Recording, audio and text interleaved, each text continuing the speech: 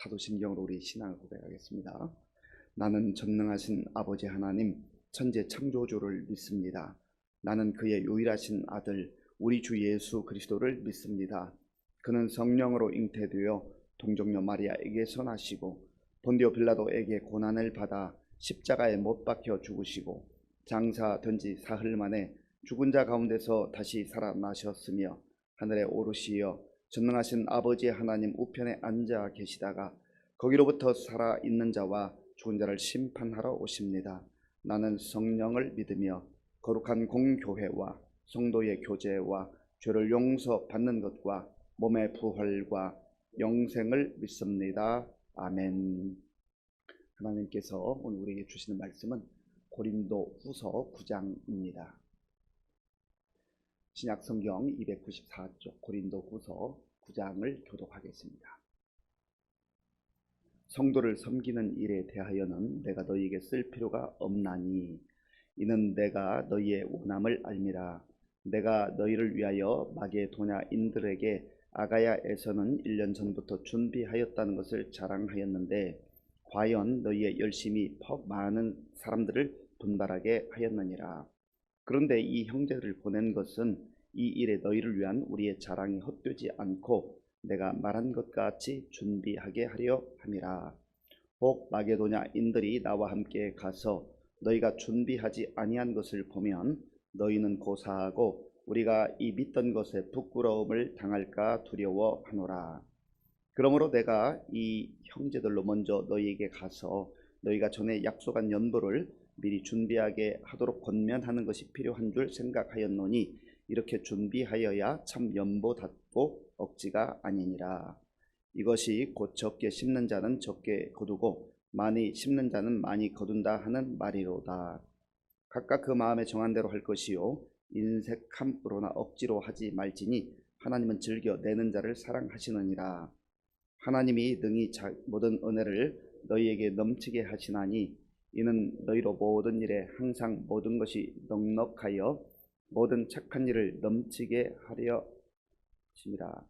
기록된 바 그가 흩어 가난한 자들에게 주었으니 그의 의의가 영원토록 있느니라 함과 같으니라. 심는 자에게 씨와 먹을 양식을 주시는 이가 너희 심을 것을 주사 풍성하게 하시고 너희 의의 열매를 더하게 하시리니 너희가 모든 일에 넉넉하여 너그럽게 연보를 함은 그들이 우리로 말미암아 하나님께 감사하게 하는 것이라. 이 봉사의 직무가 성도들의 부족한 것을 보충할 뿐 아니라 사람들이 하나님께 드리는 많은 감사로 말미암아 넘쳤느니라. 이 직무로 증거를 삼아 너희가 그리스도의 복음을 진실히 믿고 복종하는 것과 그들과 모든 사람을 섬기는 너희의 후한 연보로 말미암아 하나님께 영광을 돌리고 또 그들이 너희를 위하여 간구하며 하나님이 너희에게 주신 지극한 은혜로 말미암아 너희를 사모하느니라. 말할 수 없는 그의 은사로 말미암아 하나님께 감사하노라. 아멘.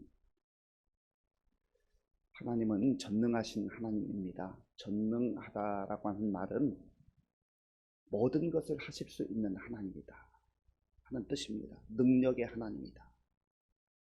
우리가 능력의 한계가 있잖아요. 그래서 무기력함을 느낄 때, 무능력을 느낄 때 참 답답합니다. 괴롭습니다. 그런데 하나님은 전능하신 분이에요. 전능하다는 말은 누구의 도움이 필요치 않다는 뜻입니다. 그런데 하나님께서는 우리를 구원하셔서 하나님 백성으로 삼아 주셨을 뿐만 아니라 우리를 하나님 나라의 일꾼으로 불러주시고 사용하시고 동역하기를 원하신다는 겁니다. 아마 부족하고 연약한 우리가 하나님의 일에 동참하게 될 때 하나님 입장에서는 얼마나 불편하고 얼마나 힘들고 답답함을 느낄 그러한 것을 다 아시면서도 우리를 하나님 나라의 일꾼으로 세워주시고 불러주신다 하는 것 생각하면 참 감사하고 또 감사할 것뿐이에요. 바울도 그렇지 않습니까?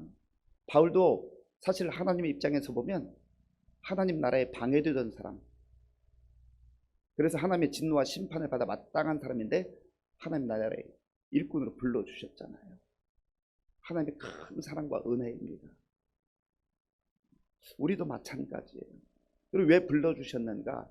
하나님의 마음을 알고 하나님의 뜻을 알고 하나님이 원하시는 그러한 삶을 살아가도록 하기 위함입니다. 그것이 바로 우리 개인을 하나님의 자녀로 불러주신 목적이기도 하고 우리 공동체, 교회 공동체를 세워주신 목적이기도 합니다. 바울은 하나님의 뜻에 부합하게 곳곳을 다니면서 복음을 전했습니다. 그리고 교회들이 생겨났습니다. 어제 우리가 함께 묵상한 8장에서는 고린도 교회를 향하여 고린도 교회 성도들에게 마게도냐 성도들, 마게도냐 교회가 얼마나 성실하게 예루살렘 교회를 돕기 위해서 구제 헌금 그리고 선교 헌금을 하고 있는가를 이야기했습니다. 그런데 사실은 먼저 이 구제 헌금을 시작한 교회는 마게도냐에 있던 교회, 마게도냐 교회라 하면 우리가 알고 있는 빌립보 교회, 데살로니가 교회 이런 교회들로 그리스 북쪽에 있는 교회들입니다. 그런데 고린도 교회는 아가야라고 하는 지역에 있는 교회로서 그 지역의 아주 중심 도시였습니다. 그런데 북쪽에 있는 교회들의 형편은 좀 상대적으로 어려운 편에 있었고 고린도 교회는 무역 도시였기 때문에 좀 넉넉한 편이었습니다. 고린도 교회 성도들이 예루살렘 교회가 힘들고 어렵다는, 특별히 그 당시 글라우디오 황제 때 엄청난 그 기근이 찾아왔는데 그 소식을 듣고 먼저 구제 헌금을 시작한 거예요. 그런데 먼저 시작했지만 그들의 열정이 시간이 흘러가면서 점점점 식어지게 되었고 흐지부지 되었다라고 하는 겁니다. 1년이 지나면서 흐지부지 됐어요. 그런데 이 마게도냐에 있던 교회들, 빌립보 교회나 데살로니가 교회는 지금 바울을 통해서 그 소식을 듣게 된 거예요. 지금 저 아래에 있는 고린도 교회 성도들이 얼마나 예루살렘 교회를 위해서 성도들을 생각하면서 정말 열심히 돕기 위해서 또 구제 헌금을 하고 선교 헌금을 하는지 모른다고 자랑을 했거든요. 그런데 전세가 역전된 거예요. 그 내용을 지금 말하고 있는 겁니다. 본문 1절과 2절을 우리 함께 읽겠습니다. 성도를 섬기는 일에 대하여는 내가 너희에게 쓸 필요가 없나니 이는 내가 너희의 원함을 알미라. 내가 너희를 위하여 마게도냐인들에게 아가야에서는 1년 전부터 준비하였다는 것을 자랑하였는데 과연 너희의 열심이 퍽 많은 사람들을 분발하게 하였느니라. 아멘. 내가 너희를 위하여 마게도냐인들에게, 마게도냐인들은 조금 전에 말씀드린 대로 빌립보 교회나 데살로니가 교회 사람들에게 저기 아가야 지방에 있는 고린도 교회가 1년 전부터 열심히 하고 있다는 것을 자랑했다는 거죠. 여러분들도 비록 힘들고 어려운 가운데 있지만 십시일반 동참하는 것이 좋지 않겠습니까? 그래서 너희의 열심, 그러니까 고린도 교회 여러분들의 열심이 그 사람들을, 많은 북쪽에 있는 비록 힘들고 어려운 가운데 있는 사람들이었지만 그들을 분발하게 했다. 그래서 그들이 열심으로 주의 이름으로 그렇게 구제 헌금을 했던 겁니다. 그런데 1년 후가 되니까 이 흐지부지 된 고린도 교회를 사도 바울이 방문할 계획이 있었는데 그때 거기를 갈 때에 아가야 마게도냐 지방에 있었던 그 교회 성도들의 대표 2명 정도를 같이 데리고 가려고 했어요.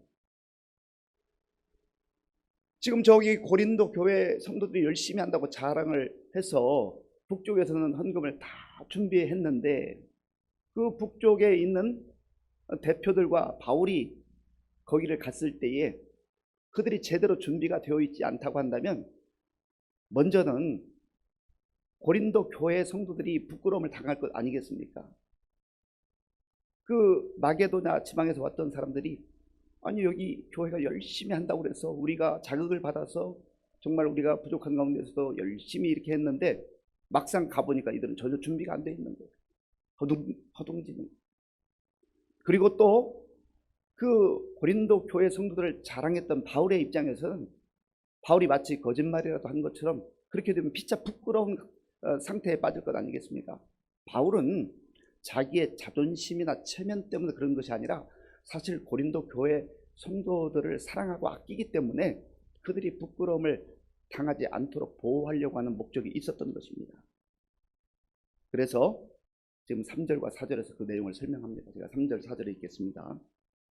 그런데 이 형제들을 보낸 것은 이 일에 너희를 위한 우리의 자랑이 헛되지 않고 내가 말한 것 같이 준비하게 하려 함이라.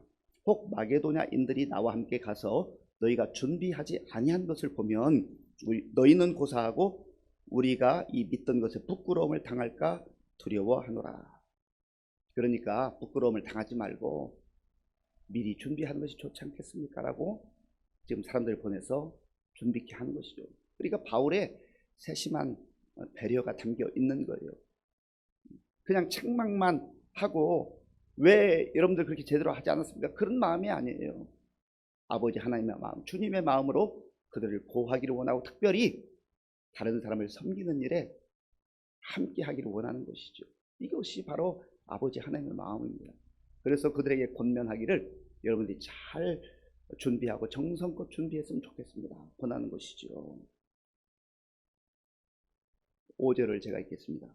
그러므로 내가 이 형제들로 먼저 너희에게 가서 너희가 전에 약속한 연보를 미리 준비하게 하도록 권면하는 것이 필요한 줄 생각하였노니 이렇게 준비하여야 참 연보답고 억지가 아니라. 아멘.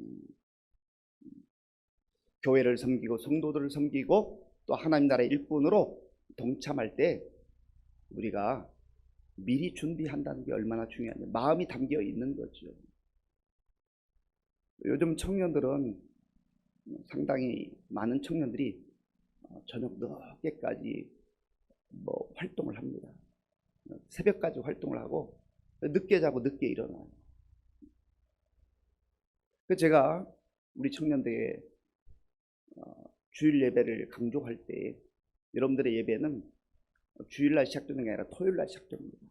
사실 우리 청년부 예배는 오후 3시거든요.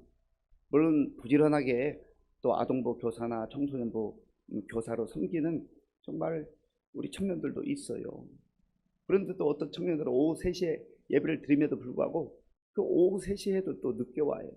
2시에도 늦게 오는 친구는 늦게 오고 3시에도 늦게 오는 친구는 늦게 오고. 그래서 제가 강조합니다. 여러분들이 정말로 주일 예배를 하나님 앞에 제대로 드리길 원한다면 토요일부터 시작하세요. 토요일부터. 내일 주일 예배를 정말 맑은 정신으로 드리길 원한다면 주일 예배는 주일 아침에 시작되는 것이 아니라 토요일날 내가 몇 시에 잠자리에 드는가. 왜요? 내일 주일 예배를 맑은 정신으로 드려야 되기 때문에. 그렇게 강조하거든요. 이게 예배만 그렇겠습니까? 헌금도 그렇고요. 우리 모든 영역에 해당되는 거지요. 그래서 준비하지 않으면 정성이 담기지 않는 거죠. 바울이 하나님의 마음을 품고 지금 고린도 교회 성도들에게 권면하고 있는 겁니다. 6절 7절에 섬기는 자, 특별히 헌금을 하는 자들, 구제 헌금을 하는 자들이 어떤 태도로 해야 될 것인가를 말씀하고 있어요. 우리 6절과 7절 함께 읽겠습니다. 이것이 곧 적게 심는 자는 적게 거두고 많이 심는 자는 많이 거둔다 하는 말이로다. 각각 그 마음에 정한 대로 할 것이요 인색함으로나 억지로 하지 말지니 하나님은 즐겨 내는 자를 사랑하시느니라. 아멘. 적게 심는 자는 적게 거두고 많이 심는 자는 많이 거둔다. 이것이 하나님 나라의 법칙입니다. 영적 원리예요. 그래서 하나님께서는 솔로몬을 통해서 잠언 11장 24절 25절 이렇게 말씀하세요. 흩어 구제하여도 더욱 부하게 되는 일이 있나니 과도히 아껴도 가난하게 될 뿐이니라. 구제를 좋아하는 자는 풍족하여질 것이요 남을 윤택하게 하는 자는 자기도 윤택하여지리라.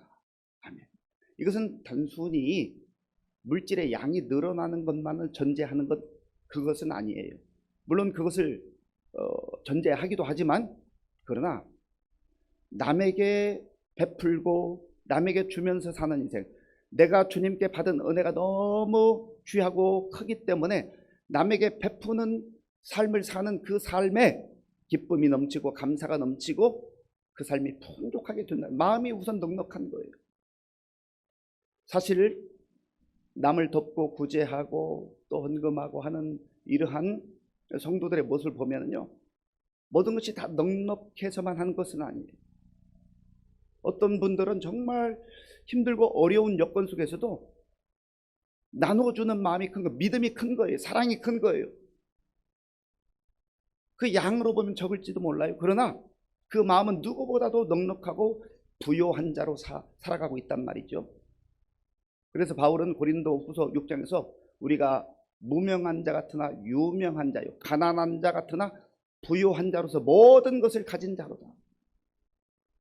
주는 사람이 부자 아니에요.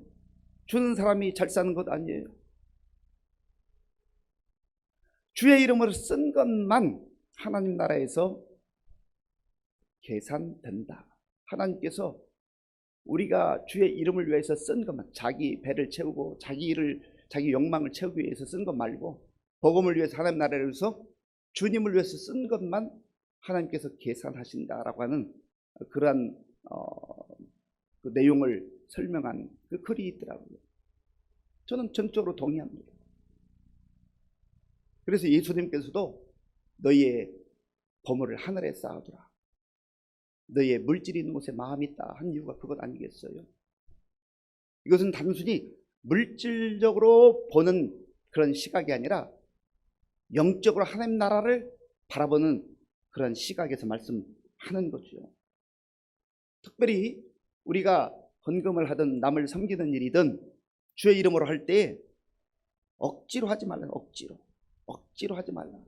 인색함으로 하지 말라. 인색함이라고 하는 단어는요, 르페라고 하는 단어인데 고통, 슬픔 이런 뜻이 있어요. 인색함으로 한다는 것은 마음의 고통스러움 가운데 이거 기쁨으로 즐거움으로 하면 좋겠는데 하기는 하는데 고통스럽게 그렇게 한다는 거죠.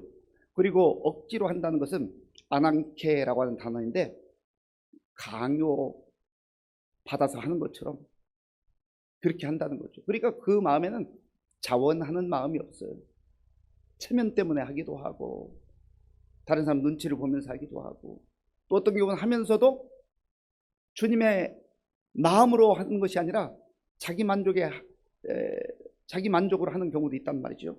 그래서 하나님께서는 우리가 드리는 헌금이나 그 양을 보시는 게 아니라 마음을 보신다는 마음. 하나님께 우리의 마음을 드리지 않는다면 마음 없이 드리는 물질 하나님께서 받지 않습니다. 그래서 이사야 1장에 보면 하나님께서 이사야 선지를 통해서 이스라엘 백성들 수많은 제물 예배를 드렸지만 나는 받은 적이 없다 말씀하세요. 받은 적이 없다 말씀하세요. 여러분들이 예배를 드리든 헌금을 하든 또 섬기는 일을 하든 무엇을 하든지 감사한 마음으로, 감격한 마음으로, 주님을 사랑하는 마음으로, 믿음으로 하지 않으면 하나님께서는 나는 받은 적이 없다 그렇게 말씀하시는 거예요. 비록 다른 사람이 볼 때는 적은 것 같지만 하나님은 그 적은 것을 보는 게 아니라 그 마음을 보는 거죠. 그래서 하나님은 즐겨내는 자를 사랑하시느니라. 무슨 말씀입니까? 주님께 받은 은혜가 크기 때문에 비록 적은 것이지만 마치 오병이어 그것이 5,000명을 먹일 수 있는 그 분량이 되겠습니까? 보잘 것 없는 거예요. 아무것도 아니에요.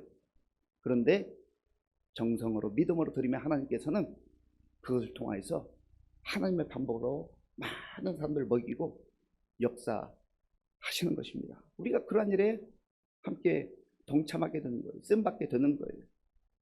8절 이후에 보면 하나님의 은혜라고 하는 말이 많이 나오고요.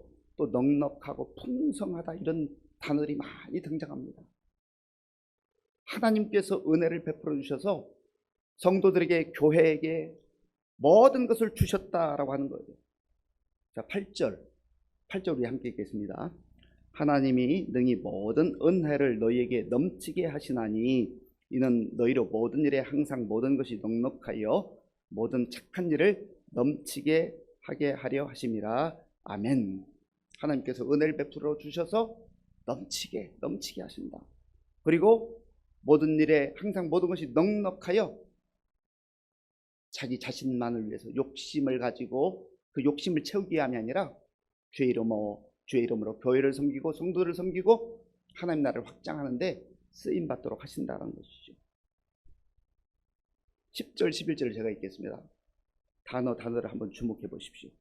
심는 자에게 씨와 먹을 양식을 주시는 이가 너희 심을 것을 주사 풍성하게 하시고 너희 의의 열매를 더하게 하시리니 너희가 모든 일에 넉넉하여 너그럽게 연보를 함은 그들이 우리로 말미암아 하나님께 감사하게 하는 것이라.